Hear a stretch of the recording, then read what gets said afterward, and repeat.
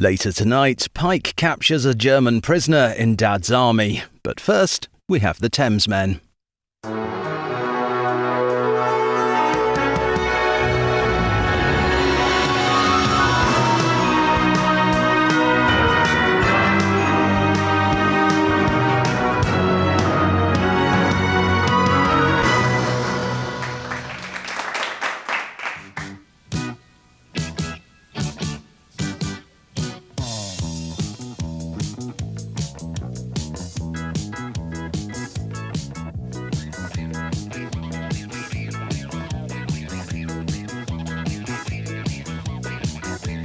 Jesus is a friend of mine. Jesus is a friend of mine. Once I tried to run and hide, but Jesus came and found me and he touched me down inside. He is like a Mountie, he always gets his man, and he'll zap you any way he can. Zap.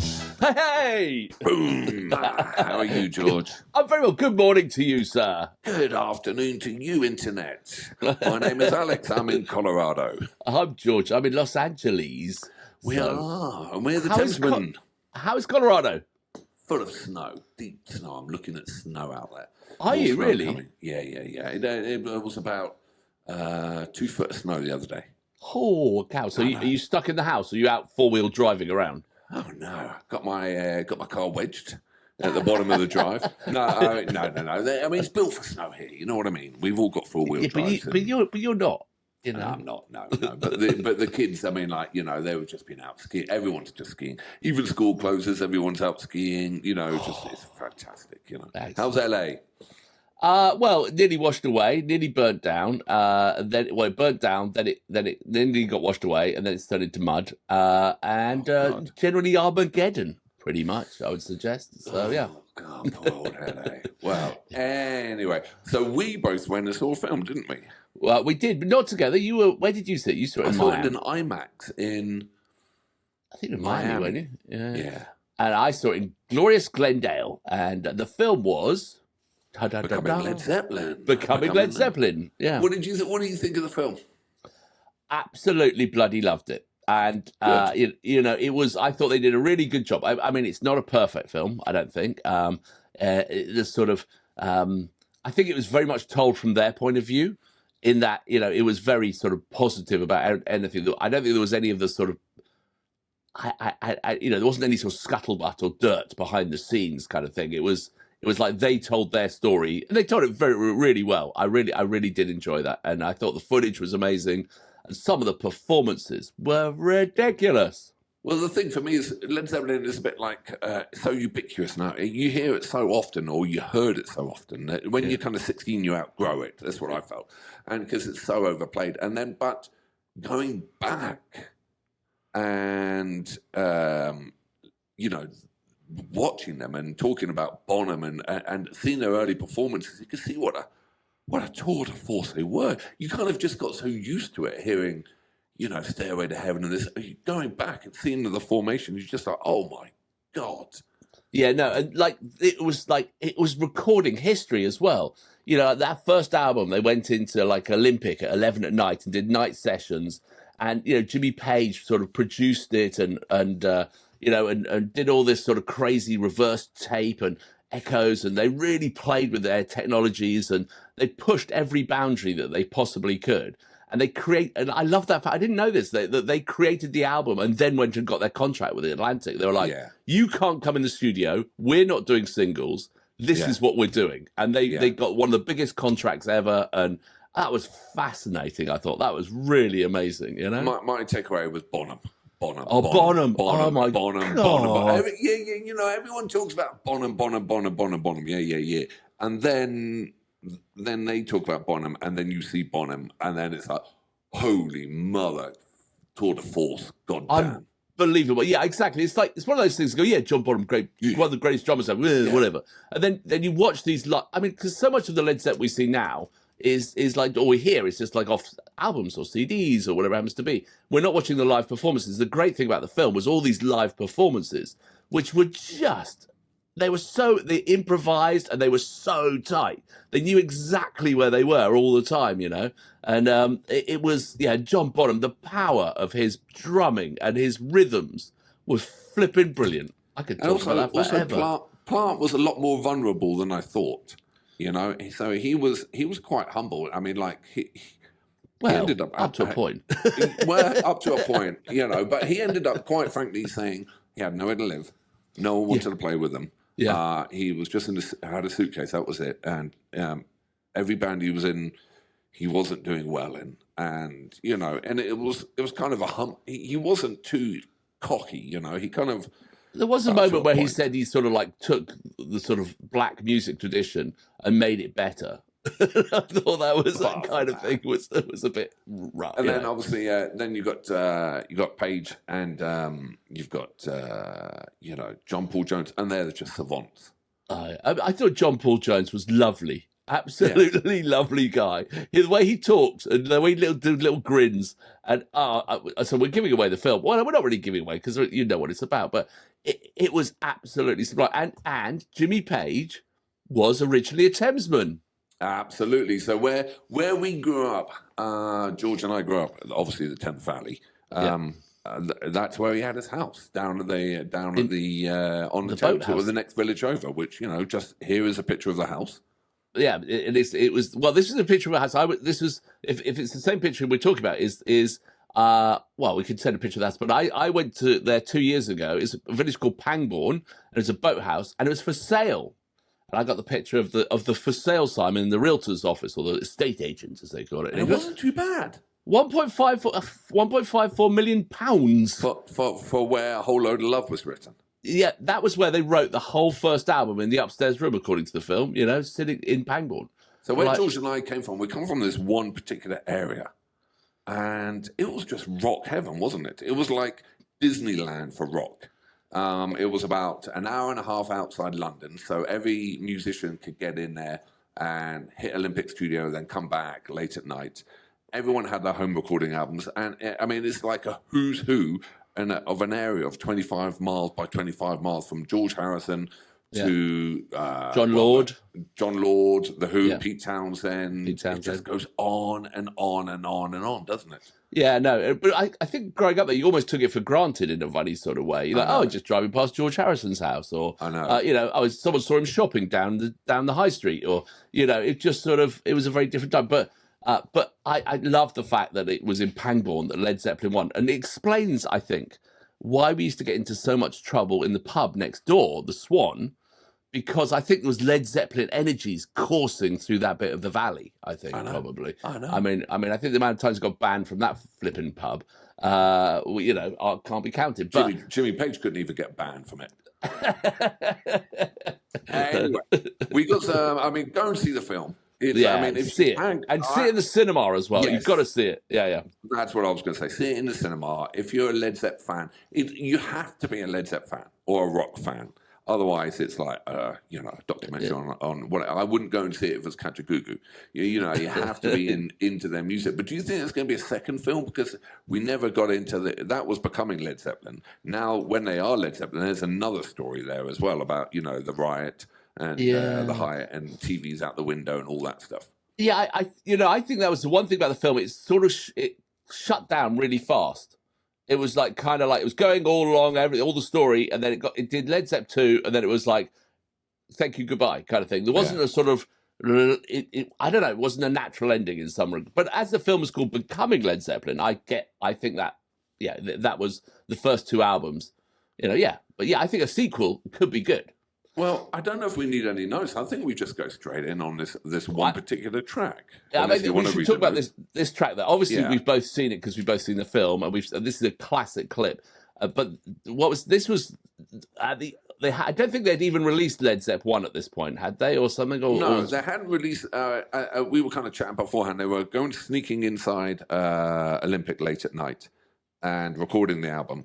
And then Jimmy Page had commitments with the Yardbirds still, even though the Yardbirds have imploded, and doing a tour over in the Nordics. And Led Zeppelin went out and snuck in and did a tour as well. And so no one had seen Led Zeppelin No one had heard Led Zeppelin, and you could tell from the crowd they didn't know what the fuck Led Zeppelin were. But can you imagine coming out at the age of what, 20, 22, 23, 24, and doing this track as I mean, they're so on TV. On TV in front of a crowd. And no one's seen them. Imagine a debut performance of a band without an album out there or anything. So think about your local hero, village band, but it's Led Zeppelin. I mean, as soon as I saw the film and I saw this performance, I was like, I want to share this with Alex. This is, we both seen it. There's no bullshit there, but we should share it with all of you because it is flipping unbelievable. Anyway, It is. Comments on a postcard. Tell us what you think. And can you name another band also that, where you got young teens or, 20-year-olds who come out and could do a performance like this? I can't. Yeah, I mean, their skills were ridiculous. Well, it's fully formed. Yeah. Absolutely fully formed, and a new genre and a new style, and they've taken it to a completely edge. But I love the crowd's reaction because they don't know what the hell they're watching, but they're watching history. Yeah, exactly. I wonder if you spoke to one of those people today and said, what was it? What do you appreciate what you had at that moment, sort of thing? They go, pardon? More tea? Okay. No, pardon? Fucking deaf after that performance. I mean, yeah. All right, let's do it. Are you ready, sir? Yeah.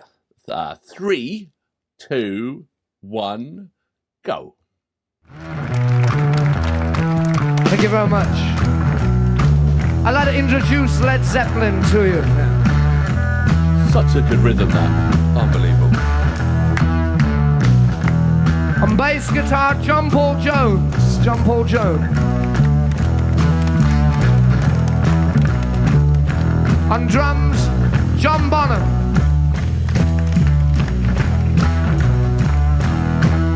Lead guitar, Jimmy Page.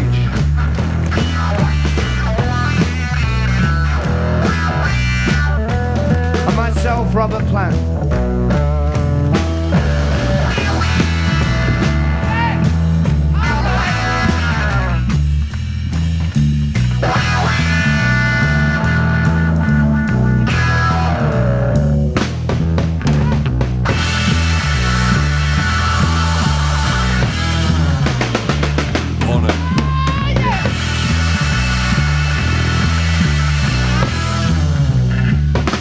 I love that bit.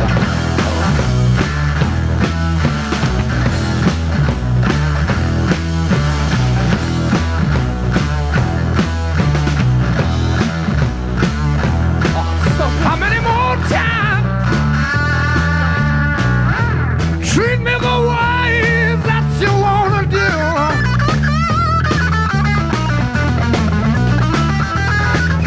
How many more times?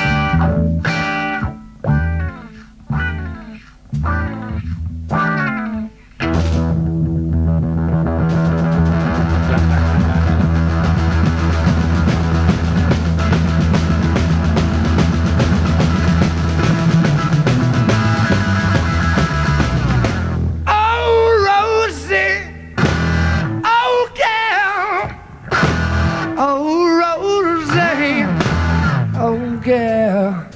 I buy you diamonds and I'm gonna buy you pearl. Come with me, baby, my little rosy girl.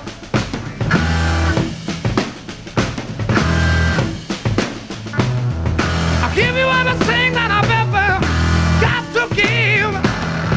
I'll give you everything that I've ever got to give. Don't you leave me, Rosie. Don't keep me here. I don't want you to leave me, baby. Don't leave me here.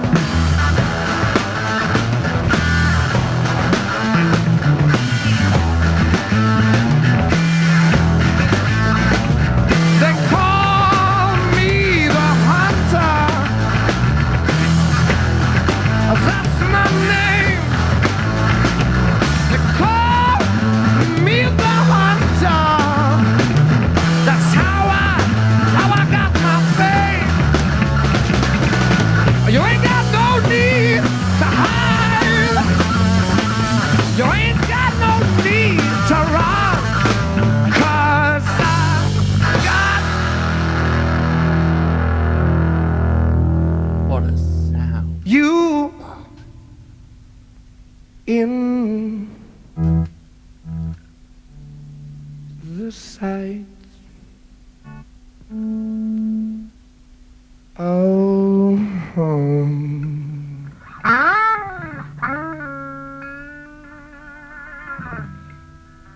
my loving. I said I got you in the sights of my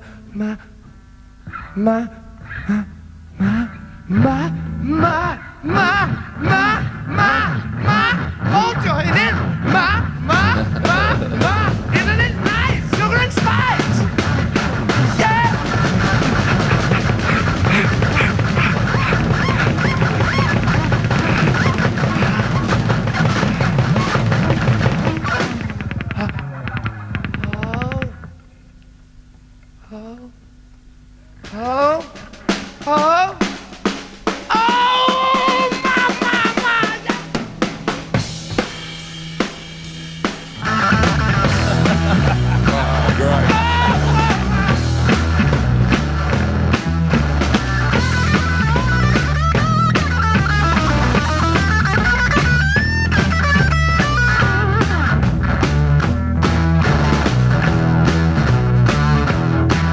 How many more times? Treat me the way that you wanna do.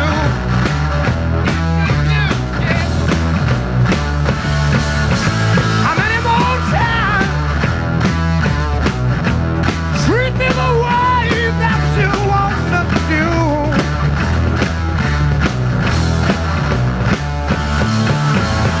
I'll be mad with you, baby. Please,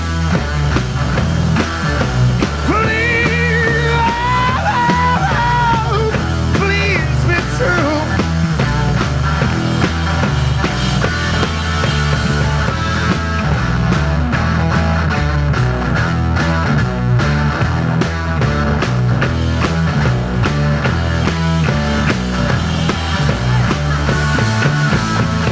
Mama, baby.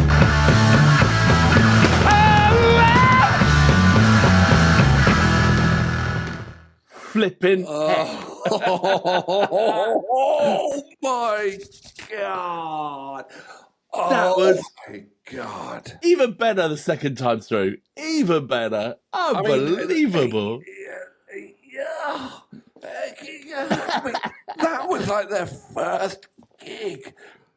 It was fearless. Utterly fearless. You know, just can you imagine the size of the balls on them to stand up there and just improvise on TV for 12 minutes like that. I know. So flippin' good. And you forget how good a guitarist Page is. Oh my God.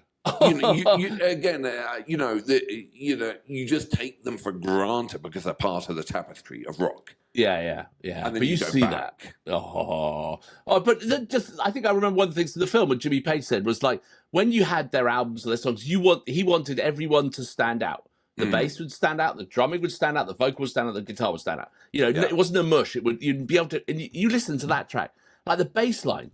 John Paul Jones. I know. Flipping heck. I mean, how can you get so excited by a bass line? But that was ridiculous, you know? I know. And Bonham, when you actually see him in action, and the size of that bass drum is huge. Yeah, I mean, how does his drums ever survive that power? I mean, Plant as well, having the balls to be up there, and that Plant allowing them all to, just to do all that solo and just, fucking unbelievable. it was so flipping good. So, I mean, again, I go back to it. They were like, early teens, 20s or whatever. And they had the balls to come out as their first show and do something like that. I mean, most bands are writing, I love you, yeah. You know what I mean? It's just...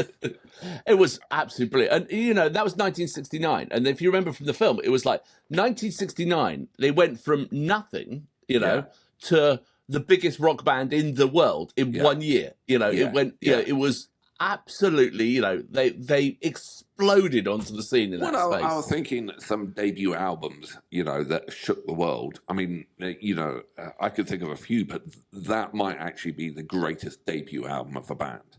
Yeah, right, exactly. It kind of invented a whole genre to go along with it. All the other bands clicked in behind, and not only that, they reinvented, with Grant, their manager, and it used to be 70-30 to the venue holder, and the venue holder wouldn't get paid, and then they switched that to go 70-30 to the band, and and not only that, they kind of invented stadium rock, and it went on, and they were the first band to go and get their jet. They did so many firsts. Yeah, no, and absolutely stunning. I absolutely loved that. There was in the film, there's so many lovely little details about it. And actually, I think one of the things in the film which was really lovely for me was they had that interview of John Bonham. It was recorded before he died, and it was interweaved. Interweaved with him talking, and then them obviously hearing the playback of John Bonham talking, and the sort of fondness. And the sort of love in their faces when he said something, and they'd smile, and I thought that was really lovely. It was like he was in the room, and it was very well done. They hadn't heard that interview before. It was a lost interview, and also there was another moment where Pagey was playing acoustic guitar, and it was just like, oh my god, the guy's a freaking savant, and he was playing some track. The whole film was great. So that, guys, was a taste of the film. Yeah, right. You can see the excitement from us, and George is absolutely right. It was better second time round, and when I saw it in the IMAX, it was so loud. Oh, really? It was brilliant. I saw it in a smaller movie theater, and I'd like to see it in a big theater now as well. Like I think it is playing at the Chinese Theater in Hollywood, and that's a huge sound system and a huge screen. It would be worth seeing it almost there as well, sort of thing. I know they've won every accolade there is. Maybe they did, maybe they didn't. Yeah. But as I said, I keep saying they just so interweaved with the music history. They don't, in some way, they don't get the recognition. It's everyone's looking for the obscure little gems, but really they just. I think we've taken them too much for granted at times. And having seen that has reignited my passion for what they did in some ways. It was just so flipping good, All right, well, ladies and gentlemen, go and see the film. If you're a Zep fan, if you're not a Zep fan, go and see Avengers. The new Marvel, the sexless superheroes. Anyway, that was a great movie. Excellent. Well, I'm really glad we could do that. That was really fun. So. Oh, my mate, I'm off to start a rock band. I'll see you in a minute. It's a bit flipping late now, isn't it? I don't care. All right, I'll see you down the cellar. We'll go get practicing. All right, brilliant. See you. See ya. Bye.